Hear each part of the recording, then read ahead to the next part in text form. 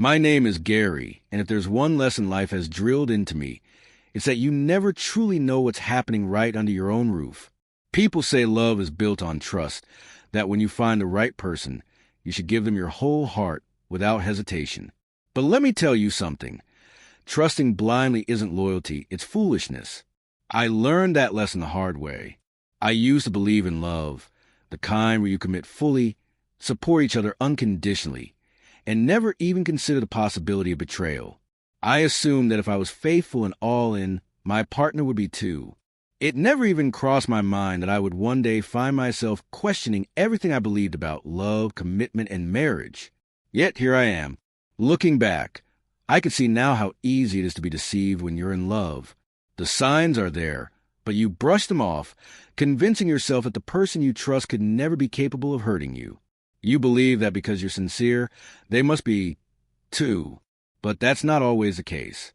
After everything I've been through, I can't help but feel like love is nothing more than a beautifully packaged lie, a word people use without truly meaning it.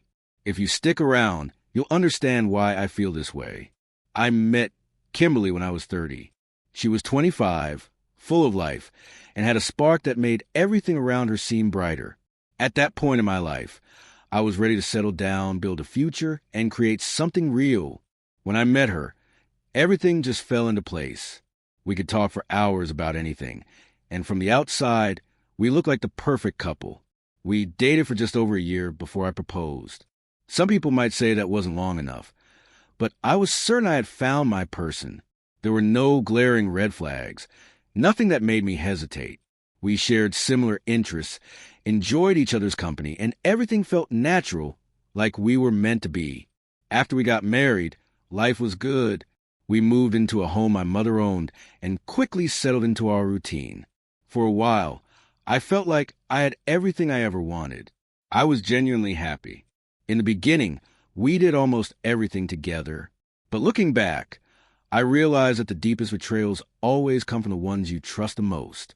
One day, Kimberly mentioned that her phone had been acting up. It kept freezing, the battery drained too fast, and some apps wouldn't even open. She was frustrated. So I told her I'd take care of it. Thinking it would be a simple fix, I took the phone to a repair shop. The technician examined it and told me that fixing it would cost almost as much as buying a brand new one. That didn't make sense to me. If I was going to spend that much, I figured I might as well get her a new phone. I thought she'd be happy about it. And honestly, I liked the idea of surprising her. What I didn't realize was that this small decision would change everything. Before transferring her files to the new phone, I decided to check through the old one to make sure everything important was backed up. Photos, contacts, messages, just the usual things. As I scrolled through the menu, something unusual caught my eye. A hidden folder disguised among the regular files. My gut told me to open it. The moment I did, my entire body went rigid. Inside the folder was a dating app. My mind struggled to process why my wife would even have something like that. I opened it, and what I found made my stomach drop. The messages inside told me everything I needed to know. She had been talking to other men, not just recently, but even while we were dating. Some of the conversations were light and playful, but others were blatantly flirtatious, even explicit. The more I read, the worse it got. There were different men, different conversations, but the same pattern. She laughed at their jokes, encouraged their advances, and responded in ways that made it clear she wasn't just being friendly.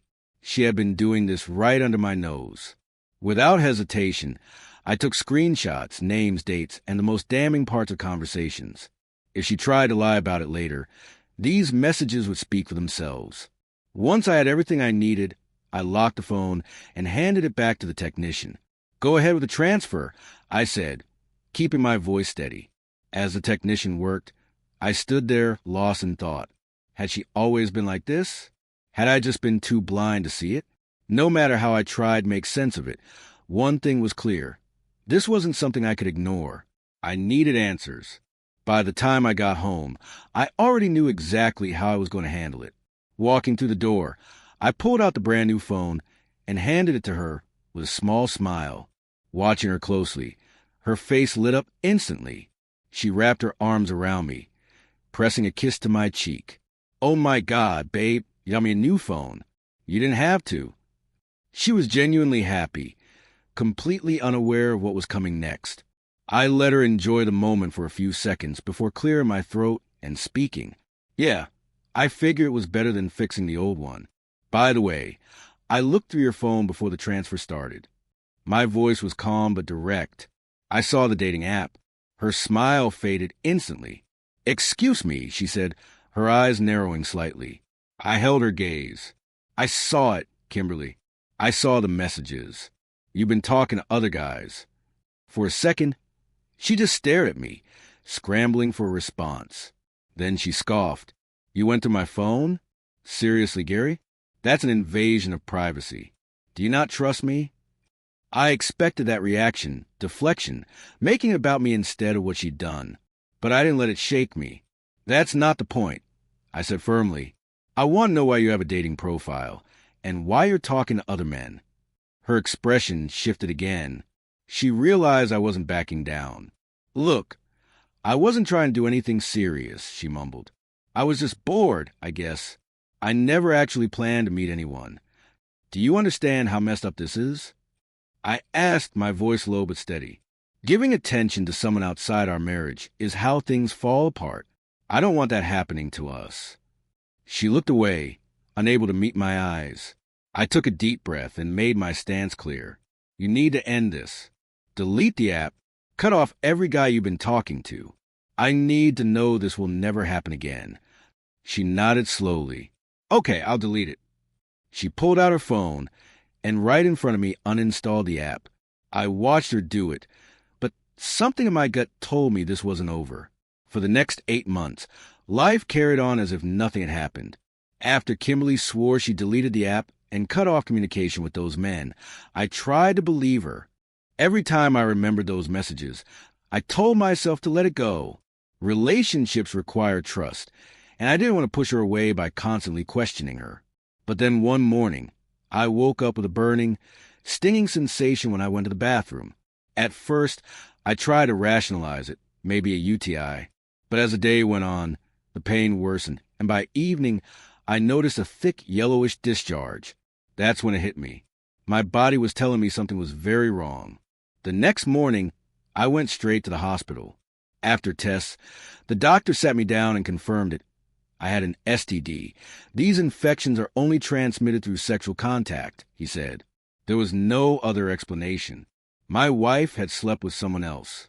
That night, I lay in bed beside her, staring at the ceiling, my mind racing. The next morning, I waited until she'd poured herself coffee before asking, "Kim, have you been with anyone else?" Her face twisted into an offended glare. "Excuse me? What kind of question is that?" "A simple one. Have you been with another man?" She exploded. "I can't believe this. You're accusing me of cheating after everything we've been through." I didn't back down. "Did you cut off those guys like you promised?" She scoffed. "Oh my God, you're bringing that up again. I deleted everything. Do you know how exhausting it is to be with someone who doesn't trust you?" "Then hand me your phone," I said. She pulled it back. "No, that's an invasion of privacy." "Fine, let's go to the hospital and get tested together." She crossed her arms. "I don't have to prove anything to you." That was all the confirmation I needed. The second she looked away, I grabbed her phone, unlocked it, and scrolled through messages, images, and receipts. Proof of multiple affairs, some stretching back months. I turned to her. "How could you be this unfaithful?" Instead of apologizing, she smirked and flipped me off. Something inside me snapped. "Pack your stuff. This marriage is over. I want you gone before I get back." She thought I was bluffing. I wasn't. I left, called my lawyer, and filed for divorce immediately. When I returned 2 days later, she was gone, moved straight into another man's house, one of the guys she'd been seeing behind my back. Divorce was brutal. It wasn't just paperwork. It was untangling myself from the life I'd built with someone who never truly loved me. The pain was indescribable. But I learned, never love blindly. Trust should be earned, not given freely. If someone disrespects you once, they'll do it again. Trust actions, not words. And when someone shows you who they are, believe them the first time. I don't share this for sympathy. I share it because some man out there needs to hear it. If you're ignoring red flags, making excuses for someone who keeps hurting you, stop. Protect your future, not just your heart. And if you know someone who needs to hear this, tell them. It might save them from the pain I went